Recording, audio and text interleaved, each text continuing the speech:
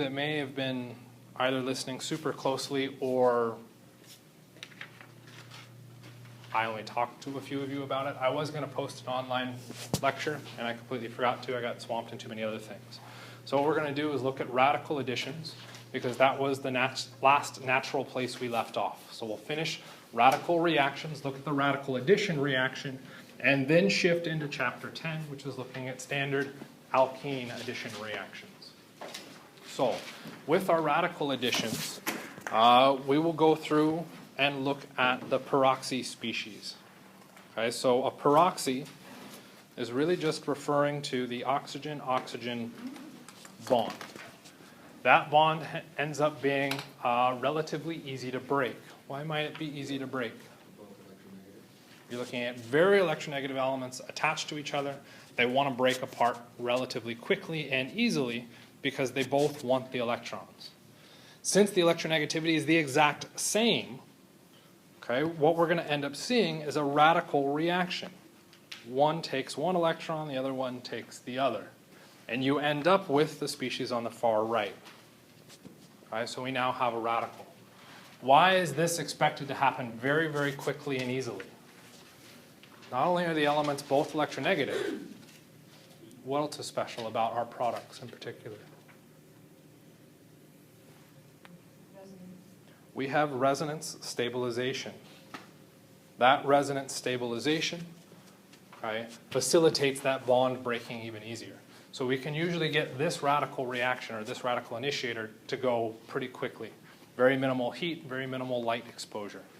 Okay? It's effectively the same thing as peroxide. So if we take a look at peroxide, we'd have HOH. We still have that oxygen-oxygen bond. It's that bond that's doing our radical cleaving and generating our radical initiators.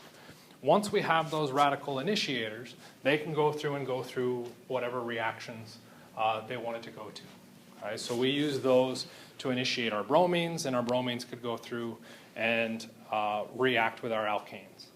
But what happens if we start with slightly different conditions?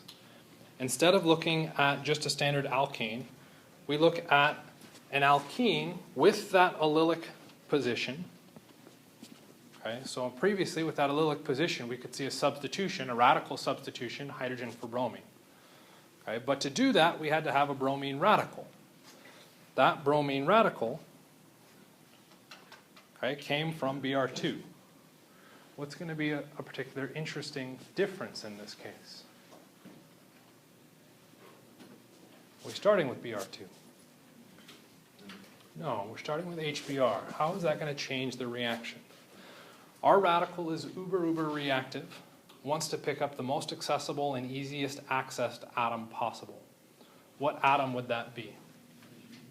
Hydrogen. It's located externally on all of our structures. It's going to be the first thing it's going to pull. Which hydrogen now?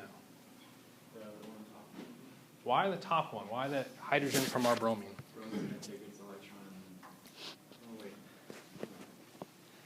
Kind of, sort of. You got the right idea. It's not strictly a dissociation. If it was strictly a dissociation, what do we end up with? H plus and Br minus. That was a heterolytic bond cleavage. With radicals, we look at homolytic. That hydrogen is absolutely going to be the most reactive because it's already drastically polarized. Okay. The radical is going to go through and force it to react in a radical fashion. Whoops. What was wrong with that arrow? It's double-headed. Needs to be single-headed. And we'll end up with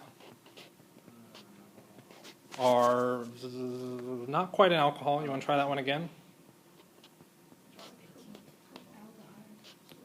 Nope, it's a carboxylic acid. Okay. And we have our radical.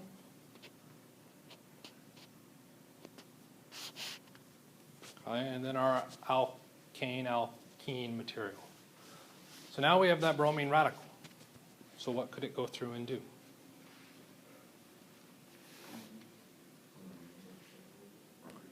If it pulls off the hydrogen, we just get HBr back, and then now we have a carbon radical. Okay? And that carbon radical, while it may be resonance stabilized, okay, so what you guys were or what a few of you were hinting at,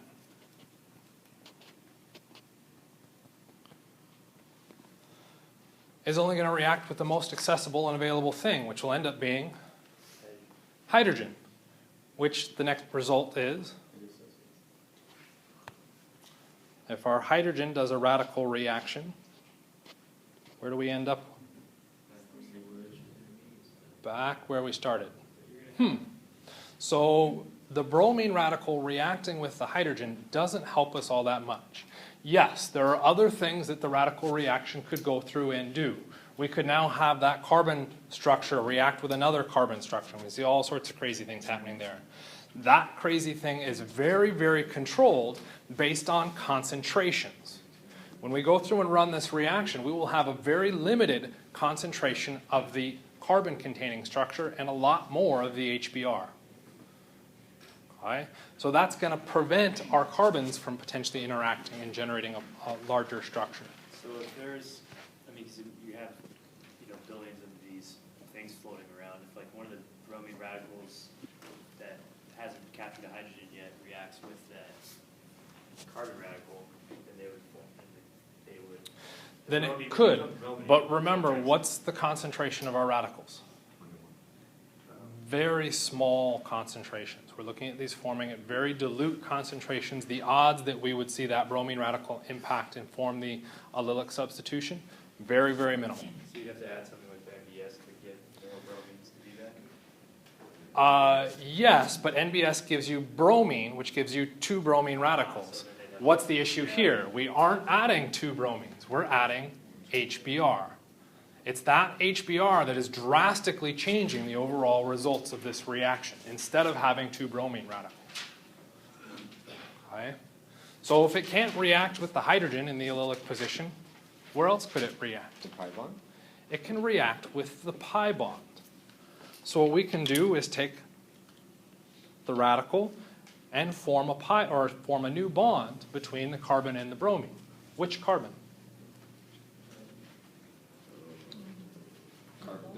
Carbon 1. Okay. What we're going to end up seeing is that we get 2 possible ways for this to react. Okay, let's see if I can color code this. We'll call it red for the top one. Make sure I see this lining.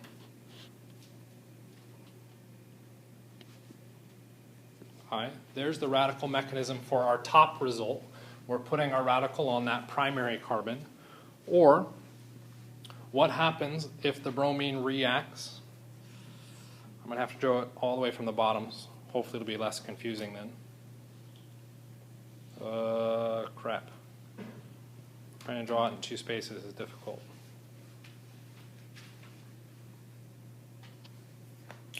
Or our blue product. Everybody see how those arrows shift. So in our red circumstance, what's happening? Our bromine radical comes in and it cleaves the pi bond. How many electrons are in the pi bond? 2 electrons. So we take one of those electrons out and we form a bond with the bromine. We're saying that that 1 electron came out from our middle carbon, our secondary carbon. What happened to the other pi electron? We have to show where that goes. That's our 3rd arrow showing that the radical ends up on that primary carbon. What happens in the blue circumstance? We're going to take our bromine radical, and again, we're going to react it with our pi bond. But this time, we're going to take the pi electron, okay, from the primary carbon to form the bond out on that primary position. What happens to the other pi electron? It's going to go to the secondary position, and we'll end up with our blue product, the bottom one. Okay. Are either of these final products? They're both radicals, so no. So what we've got to decide before we even push on to those products is there a difference between these radicals? Yes. What's that difference? Stability. Stability of the radical. Okay, what did we say radicals equate to as far as their reactivity? Carbocations. Where do we want the most stable carbocation to form? At the highest. The highest substitution position. So where do we want our radical to form? The highest substitution. If we take a look at our red radical, what substitution pattern do we have? What kind of radical is that? Our blue? Secondary. Which one's more stable? The secondary. Which one is likely to only go forwards? The secondary. So what ends up happening with our primary is that we see, well, let's do it that way. We see a very big reverse reaction occur. So the concentration of the primary radical is very, very low. Okay? Well, if there's now only one radical, what is it now going to react with? What did our radical at the beginning react with? The most available atom possible, which was hydrogen. Okay? What did our next radical react with? Okay? Most available, it could go out with hydrogen, okay, which didn't take us anywhere. It just took us back to starting right back where we were. Or it could react with the pi bond. Now that we've formed the pi bond, or gotten rid of the pi bond and formed our radical, what's the most available thing? Hydrogen. Where is that hydrogen likely coming from? Probably from the HBr. What ends up happening? We get another radical reaction to form our final product.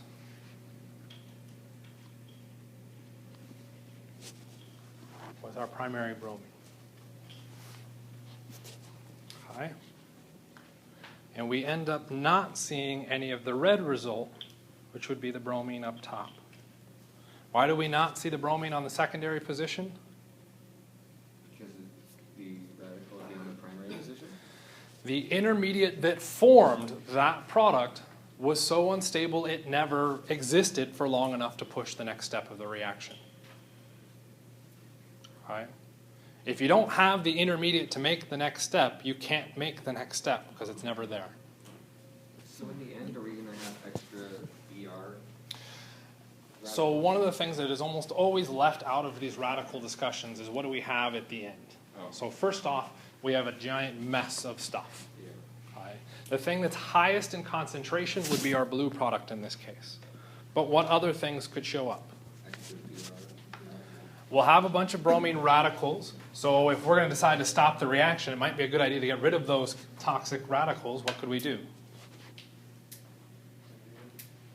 Terminate them. That is officially the term. We'd add in some kind of species that scavenges radicals, reacts with them, and neutralizes them.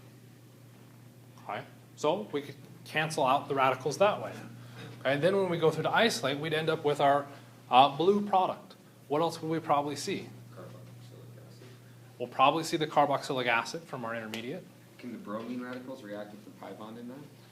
The bromine radicals could potentially react with, or didn't we just show that?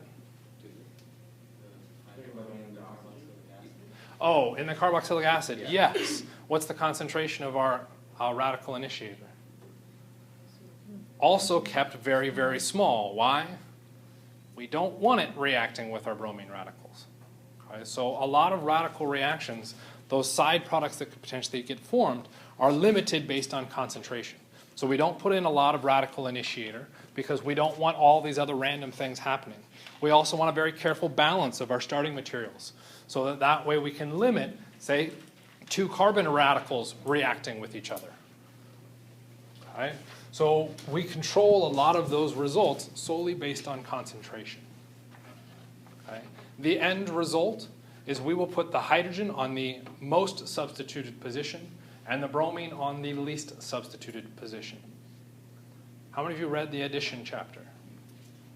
It's a shot in the dark, so let's not bring that up yet. Okay? Questions on this? Okay. So we now have 2 ways to react an alkene. If we react this structure with NBS, what would we expect? What would our products be? Let's try it that way. Tell me what your products would be for both of these reactions. Feel free to work through it. If you've got questions, raise your hand. I'll come to you. I'm not going to give. NBS gives you bromine and bromine. And our NBS does what kind of a reaction? Good answer. Radical substitution. Where does our radical substitution occur? At our most substituted position with a hydrogen. So if we take a look, we might say that's the most substituted position, but is there a hydrogen there? No. So our initial response might be to say, we end up with this. Anybody get that answer? Oh. We have to do the substitution with where there's hydrogen. At that most substituted position, do we have a hydrogen? No. So let's push this a little bit further. What are you going to suggest? What would now be carbon 3? What happens with our intermediate? We form that radical, which we would predict reacts with bromine. What happens with this radical? 9-letter word. Resonance. Resonance to shift the radical to the other position, which is why we can put the bromine there. Understand why the bromine goes to that position.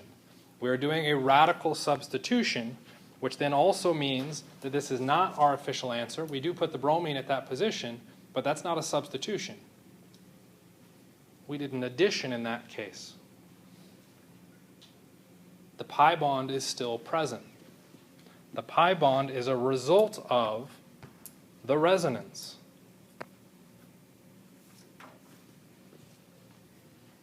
Yes? So because of the resonance structure and the shifting of the radical to the most substituted position, the bromine ends up there. Yes. Exactly right. So it's not that the bromine is going out to the most substituted position. The bromine is not reacting at the most substituted position. We are forming an allylic hydrogen bond, or an allylic hydrogen position, which then goes through a resonance structure to force the radical into the most substituted position that can now react with our bromine to form our final product. So it's looking at each of those intermediate stages. How does this get asked on an exam? They would probably give you what are the expected products and give you a list of possible products. And I can't think of another one because I'm not particularly creative now. And you would probably have to say that you get both A and B. Okay, so you'd have a list of possible products to come out of it. What if they'd asked for a major product?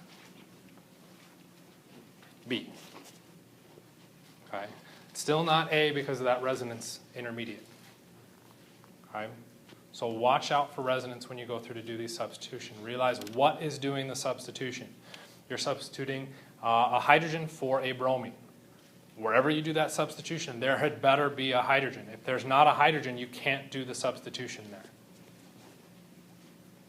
Okay? I'm not quite sure what I'm doing. Let's just erase everything. Yes, now that I erased it. You said it has to have a hydrogen. How about this position? No, hydrogen here. Do we pull the hydrogen from our vinylic position? No. No. Okay, why not? We form a very unstable radical that very quickly reacts with the hydrogen and goes right back to that starting position. Okay, we won't react to that position. What happens with our HBr? We have one bromine on it. Okay, we're going to put a single bromine on there. Where are we going to put the bromine? At our least substituted position, which will be at our secondary. Why do I not need to show the hydrogen?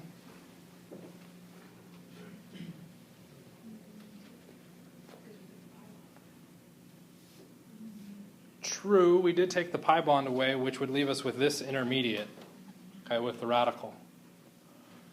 Okay. If I want to now go to show the product, there's my product. Why do I not need to show the hydrogen? It's implied. The hydrogen is implied. So realize that they probably won't show that that hydrogen has been added to the structure. All right, you'll see it just with the bromine magically appearing and no hydrogen showing up in the structure. All right, get the idea? Ish. Good. Ish is close enough for the moment. We got to get moving. Okay, so our regiochemistry, where each of these atoms end up going, our hydrogen is going to be placed at our most substituted position, and the bromine is going to be placed at the least substituted position. When is this going to occur? During a radical addition. What if it's not radical addition? Well, we better find the different reactions, see what happens under those conditions. All right. Before we look at those, I do want to mention real quickly, what if we get rid of the HBr? Whoops. If there's no HBr, what does our initiator react with? The pi bond, and we end up with that radical. What does that radical react with now? And officially we'd have our OR out here. Our initiator's there in very small concentrations. So no, it can't react with another initiator. Other cation or other radicals of the same shape. We could go with other radicals, but the radical was formed from the initiator. If the initiator is present in low concentrations, what is the concentration of this now radical? Even less. Very, very low. So it's not going to be a radical-radical reaction.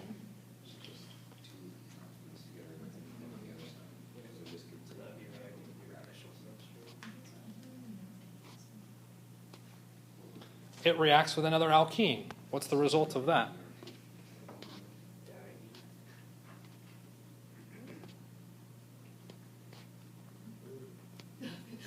Yeah, I know. I'm getting a little sloppy on that. This was our original piece, and we added that second piece. We now have another radical. What does that radical react with? Another alkene. So let me just draw that one on here. Really, there's no more OR for it to react with at all? Not in a high enough concentration to expect it to come on there. But now we have another radical, so what does that do? Keeps reacting, and keeps reacting, and keeps reacting. What we have done is a polymerization. All right? So this is a radical addition polymerization reaction. If we remove that HBr, we can now react multiple alkenes with each other to generate a polymer. All right? Polymer chemistry is actually pretty fascinating. You can get a lot of really cool stuff out of it. For instance, probably everything that you were writing with. Okay, what you're holding on to was probably a radical or some kind of polymerization reaction. What you're sitting in came from a polymerization reaction. Okay? Maybe even what you're wearing is coming from a polymerization reaction.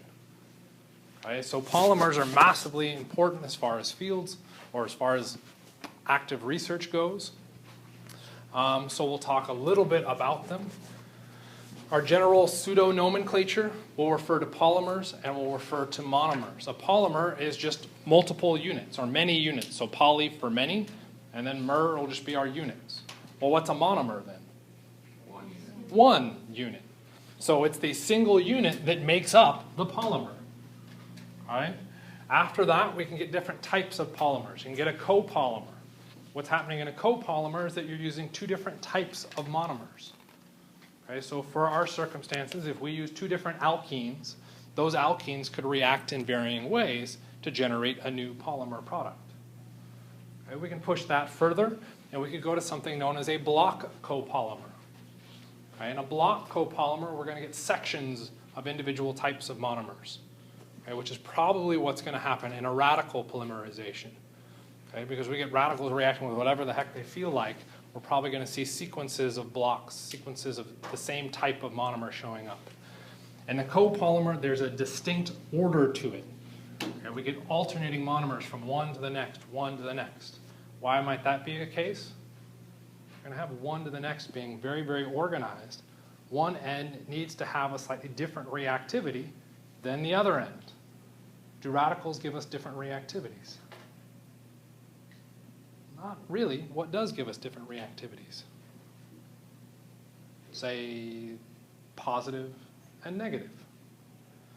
So if we're looking at our copolymers where we're seeing alternating monomers, it's not going to happen through a radical reaction as reliably as it would under different circumstances. When are we going to talk about our copolymers a little bit more? Second semester, probably at the very end of second semester, just like now. Okay? Because that's when you will actually talk about that type of polymerization known as, anybody know? Condensation polymers. All we're concerned about right here are addition polymers because we're looking at an addition reaction that made them. Okay? Shorthand. You'll notice with that last structure I drew up there, yeah, you made fun of me for looking kind of messy. But as we continue to add more units to it, our structure gets longer and longer and larger and larger. All right? So if we're going to look at an actual polymer, say any of the examples they're giving us here, PVC or polypropylene or even Teflon, okay, how many monomers go in to make those? Thousands. Okay? So if you were asked to draw that polymer, you'd be writing for a very long time. So we want to come up with some kind of shorthand. That shorthand has a variety of techniques, but usually what we do with the shorthand is try and show where our monomer came from. So for our polyvinyl chloride, we put parentheses around a repeating unit. Now if I took what was in that parentheses and copied and pasted, everybody's familiar with that, right? Copy and paste, the left and to the right, what ends up happening? You get the exact same sequence. Okay? How about for the polypropylene? Where would you put parentheses?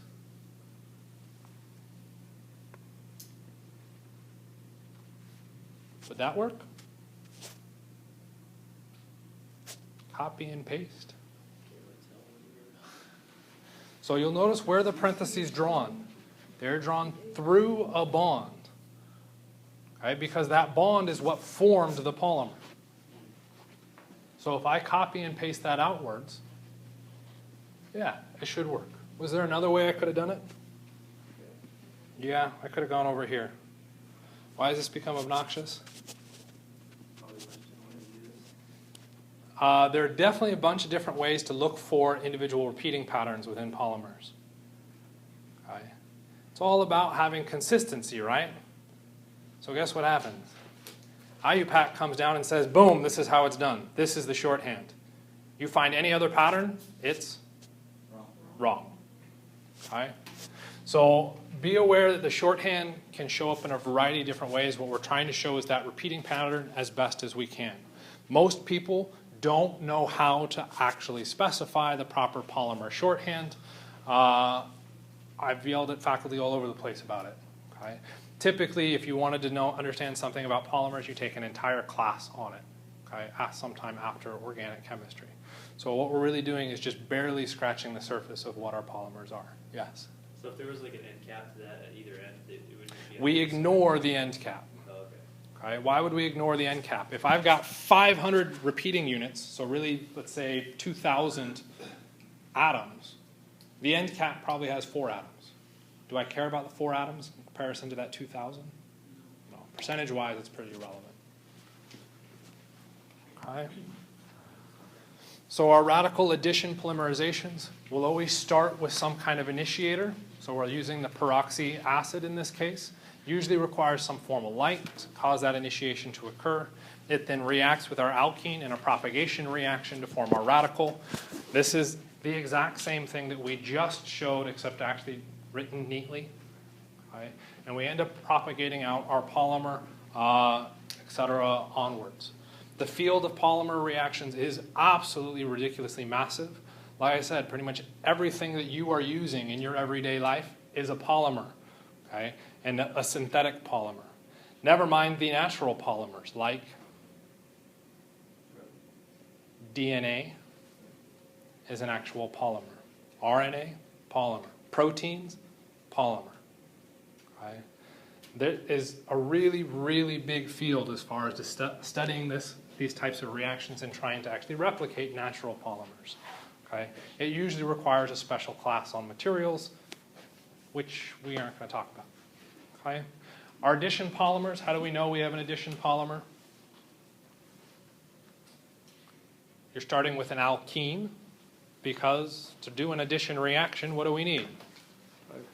We need the pi bonds. So we're looking at starting with alkenes, reacting with each other, typically losing the pi bond in the end result. So if we take a look at our final polymer, okay, the one shown on our far right here, you'll notice there's no pi bonds within that. Right? And that's because to do the addition reaction, we had to lose the pi bond. Will you always lose the pi bond? You will always lose a pi bond, but what if you have multiple pi bonds within your structure? Sometimes they'll stay. Depends on the reaction dynamics. Okay? So if you got more questions about polymers, feel free to talk to me after class. It is kind of interesting. Let's push it a little bit further into our alkenes. So this is where we're talking about chapter 10.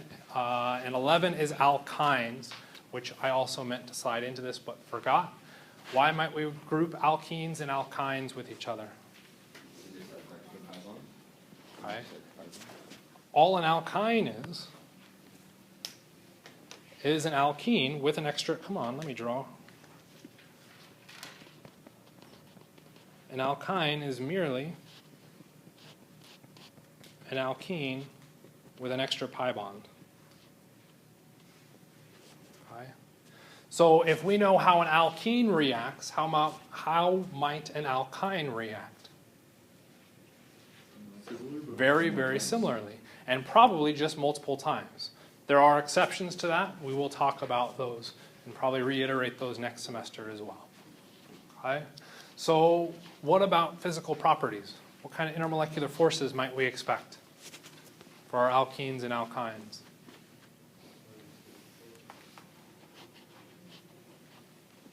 What intermolecular forces are there? London dispersion, dipole-dipole, hydrogen bonding, and ionic or electrostatic. Of those four, what would we expect for our pi bond? London dispersion. Why London dispersion? We don't have an electronegative element to cause a difference in charge to get us up into our dipole-dipole hydrogen bonding or electrostatic. So we are looking at London dispersion. Okay. How would we use that to determine the melting points or boiling points of comparable alkanes?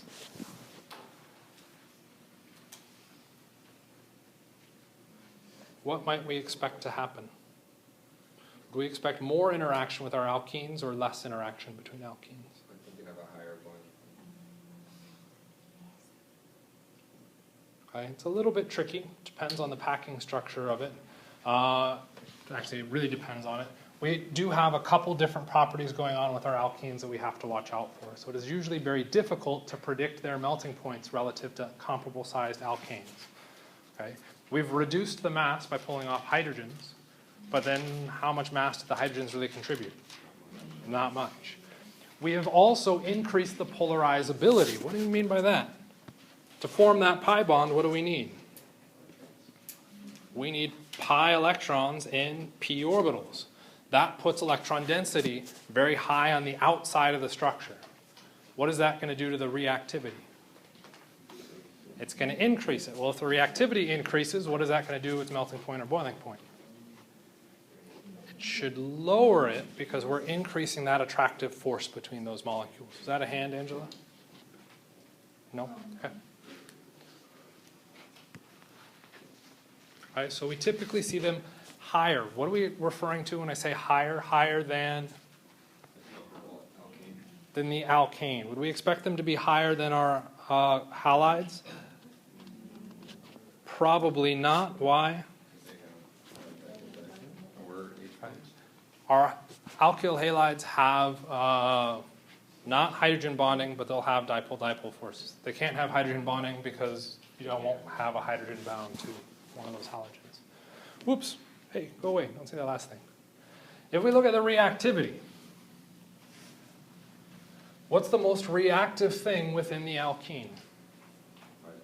The pi bond. Okay. So what does that pi bond have in it?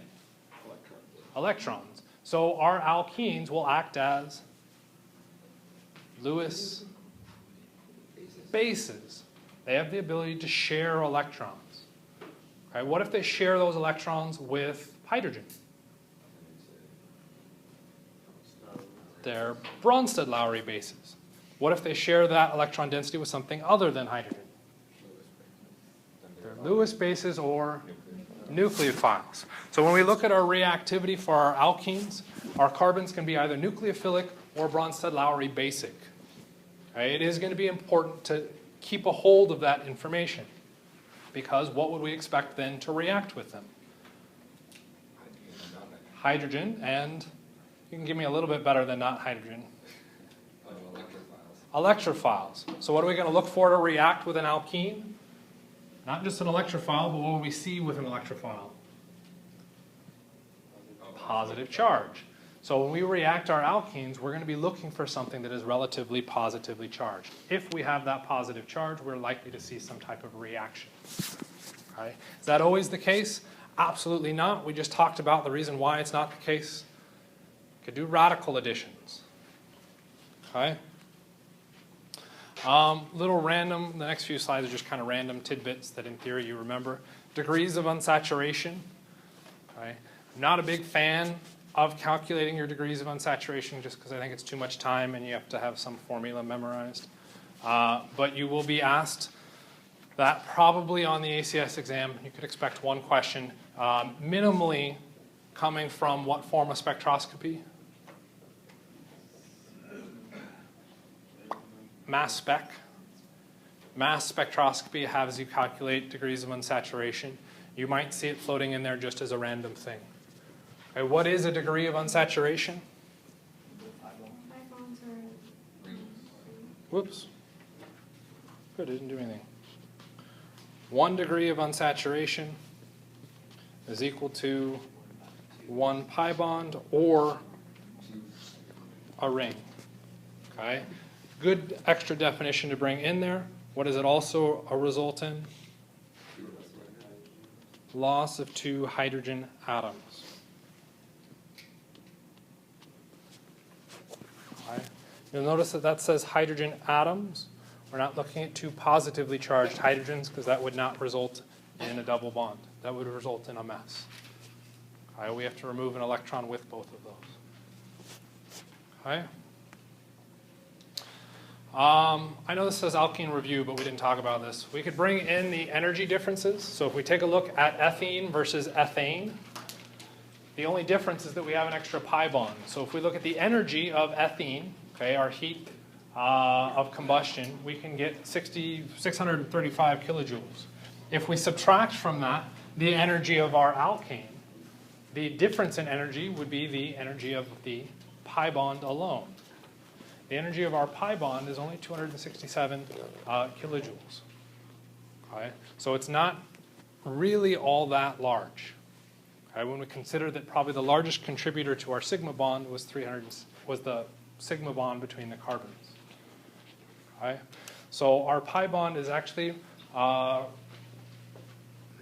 that kind of energetic, I guess. It's going to be relatively easy to go through and break that pi bond. We could also go through and look at the structure. You'll notice on the far left in our purple diagram, we have the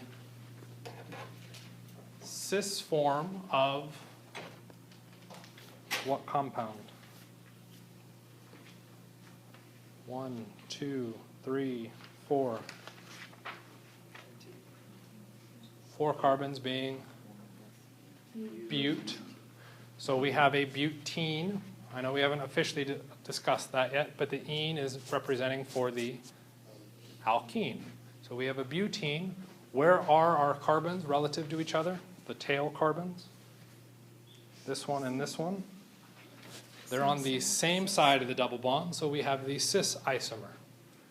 We could go through and look at the far right. Where are those carbons now? Sorry. They're trans. And one of the things that we talked about is that we can't interconvert between these. Why not? As soon as we start to rotate to get them into that position, what happens to the pi bond? It's broken.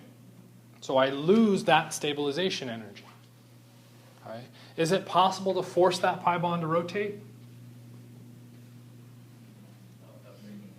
not without breaking it. So we are perfectly allowed to break it as long as we supply enough energy to remove that stabilization as a feature. That can be done with both heat and with light. Okay, it's a good thing it can be done with light. Okay, why? You always want to heat stuff. Signal all the time. No. How do you see? Your ability to see is dependent on the change between the cis and trans isomers.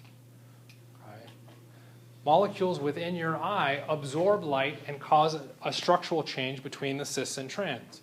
That structural change is then turned into a signal that says, hey, that color just hit my eye. That's actually how you see it, based on this interconversion between it. Okay. When can we have cis-trans isomerism? We'd have to go through that EZ rule stuff that we talked about previously. So cut your double bond perpendicular to the bond, star your highest priority on each half, then cut it parallel and look where your stars are. Okay. If they're on opposite sides of that parallel line, we have the trans conformation, also known as the E conformation. If they're on the same side of our line, our Z or cis conformation. What if we don't have stars on both sides of our double bond? It's not Z or E, which means what about the cis-trans isomerism? It doesn't have it. It doesn't exist. Okay? So don't stress about being, oh my gosh, I don't have two stars. It doesn't matter. If you don't have two stars, then you actually have less work to do. You don't have to worry about that easy isomerism. Okay? Then our nomenclature, what we've now tagged in here as an extra step, is our alkenes and our alkynes. Okay? I'm actually afraid I've got those backwards now, between our priorities on that. I'll have to take a look at that. If you have an alkene, instead of it being an ANE ending, when we use the ANE ending with an alkane, as soon as we have a pi bond or a double bond, we switch it to the ENE ending. If we have a triple bond, it goes to the YNE ending. So we'd have an alkene or an alkyne. Okay? So let's do some practice. Take a swing at a couple of these. Find your longest carbon chain. So let's start with that first upper left hand. Longest carbon chain. It's going to start where? Top or the bottom? Oh, we can accept that. How many carbons? 6. So we're looking at hexene because of the pi bond located in the middle there. So we've got a hexene. Where's that pi bond located?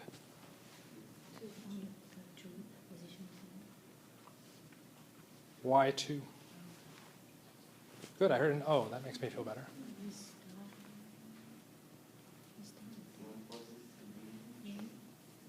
This substituent is located closest to the beginning. That's at 2 as well. Why does it have priority? Alkenes are higher in priority than alkanes. So we want to give our alkene the lowest number possible, which means it's going to be a 2 hexene. It could also get written as hex2ene if you really wanted to. Okay, it becomes more relevant with future problems. What substituents do we have? We have a whole bunch of methyls. In fact, we have 3 of them. So we could go with 3-trimethyl. Whoops, 3-trimethyl. Sorry, let me try that again. Trimethyl, located where?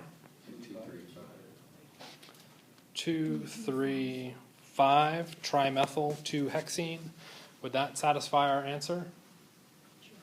That's right. Do we have an EZ? No, Why not? because when you there's not 2 stars. When we cut it in half, that methyl and this methyl are identical. Okay? Which means no cis-trans to worry about. Okay? So we get 2, 3, 5 trimethyl 2-hexene.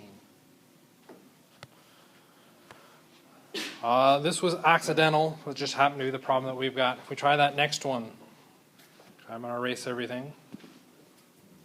Where's our longest carbon chain?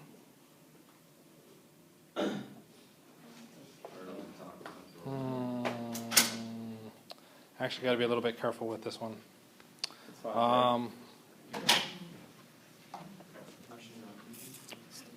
There's a really big added wrinkle. We have the alcohol functional group. Alcohols have our highest priority to date, okay, which we actually haven't officially talked about, which means the naming goes based on putting the alcohol as part of our longest carbon chain, which is then going to change the length of our structure. Okay. So instead of looking at this one as a complete naming, let's go through and decide E or Z.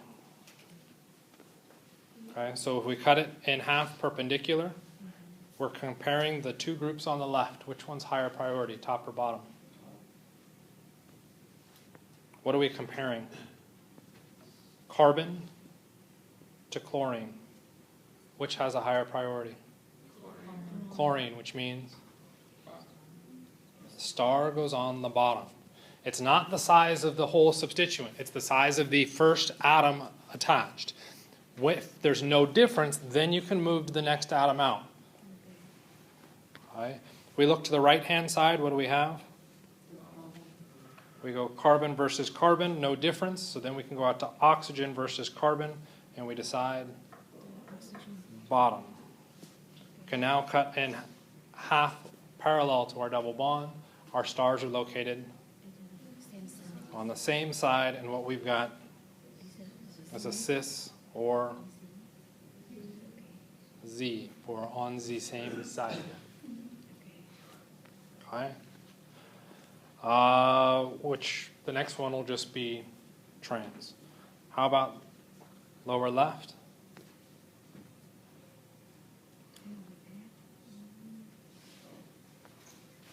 We're looking at a cyclostructure.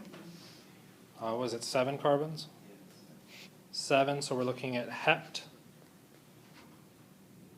Ene, because got the pi bond. Where's the pi bond located?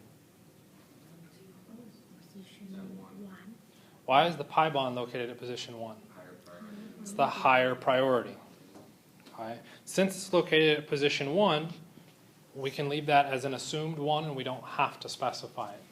Okay. But since we're getting fancy, let's go ahead and show it. Where's the methyl located? 3. But that's carbon number 1. You're going wrong. Then that would make the methyl be at 7. That's too high. So why is it not at 2?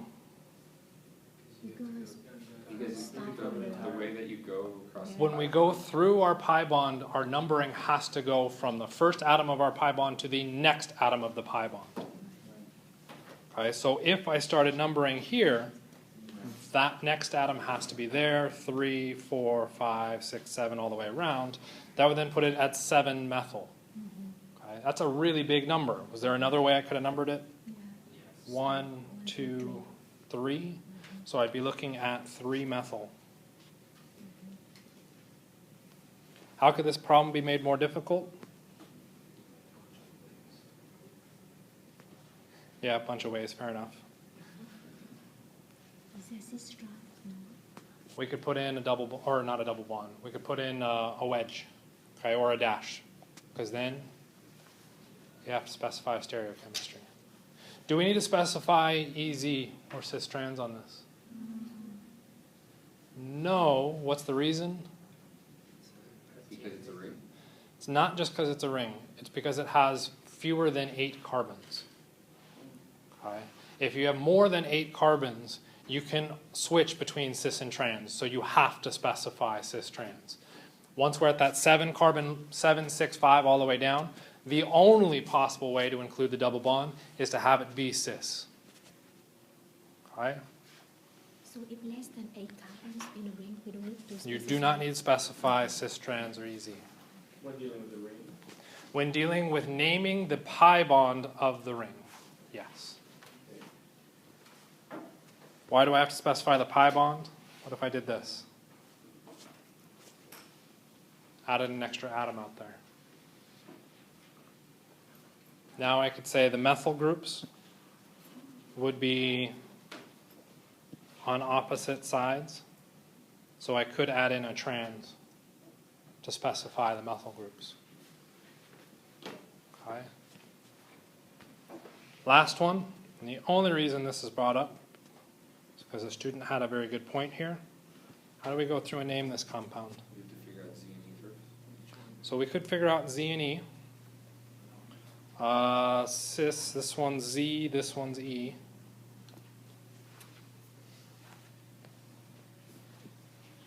There are 1, 2, 3, 4, 5, 6 carbons, so we're looking at a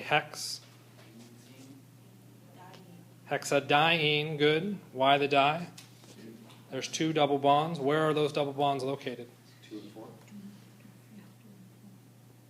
Doesn't matter. Which one's E, which one's Z? Oh, Oh, E, alphabetical, right? I had no clue, actually. And I tried to dig around online and literally could not find anybody go through and explain it. So I went all the way back to the rule books. IUBAC does generate a rule book. Rule 2.2.3, Z goes over E. Right? So Z will be 2. Right? In this case, then E would be 4. Right? It doesn't show up anywhere online. I really did have to dig through a rule book to find it. So I really doubt that you would see that show up on your exams. Okay? It's highly, highly unlikely. But since it was asked, I figured we should address it. Yes? How did you address the Z and E so quickly? Can you explain it to me? So what I'm going through and doing is cutting it in half, star, star, cut in half the other direction. Those are on the same side, so that's Z. If I went the other direction, cut in half, star, star. They're on opposite sides. There's my E. They were given priority. Highest priority over the hydrogens. So look at the other atom out there. There's implied hydrogens.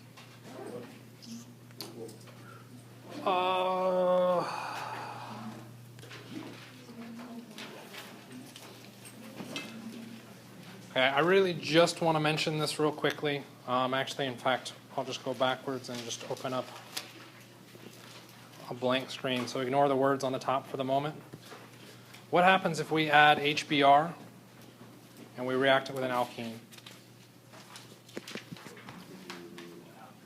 radical addition. Oh, no. Do we do a radical addition? There's no initiator, so you cannot do a radical addition. Acid base. It's an acid-base reaction. So what will happen is we'll take the pi electrons and we'll react them with the hydrogen. Okay, why would I do that? Because that dissociates. HBr dissociates to give you H plus, which means the alkene needs to supply Electrons. electrons. Okay, good, because that's the only thing the alkene can do is supply electrons. With this bond, okay, coming out from the pi bond, which atom attacked the hydrogen? Where do I draw my product? I could do that, or I could do that. The other result would be, what's wrong with both of these structures? They're missing something very, very important. A positive charge. It's not a radical because I'm moving 2 electrons. I'm taking 2 electrons, and in the top case, I'm taking those 2 electrons from that pi bond, taking them away and putting them back between the carbon at the end and the hydrogen. What happened to the middle carbon? It's got a positive charge. It lost electrons, so it is positively charged. So that one's What about in the bottom one? positive charges on the primary position. Positive charge on the primary position. Where does the bromine go? The left, yeah, or top, yeah. Okay, so in our last step, we'd put the bromine on, which suggests 2 products. How many products do we get? Only 1. Why? Because of the carbon. We look at the intermediate, and the intermediate puts the carbocation on a secondary position, which is the most stable. Why is this interesting? I don't know. Because I I said it was, sure, I can accept that too. HBr, and let's just ROR, what's the result of this reaction? Your bromine goes on to that end. Yeah. When we go through a radical reaction, we put the bromine on the primary. When we go through a heterolytic standard addition reaction, we put the bromine on the secondary, or more substituted. We get different results depending on which mechanism we use. Okay? Why do we get those different results? Look at the intermediates. How do you know what the intermediate is? You freaking draw it. Just draw it, please. Go through, draw all of your intermediates. They will determine where your product reacts and what products you should expect to get out of it. Okay? I know, sorry I took too long on that.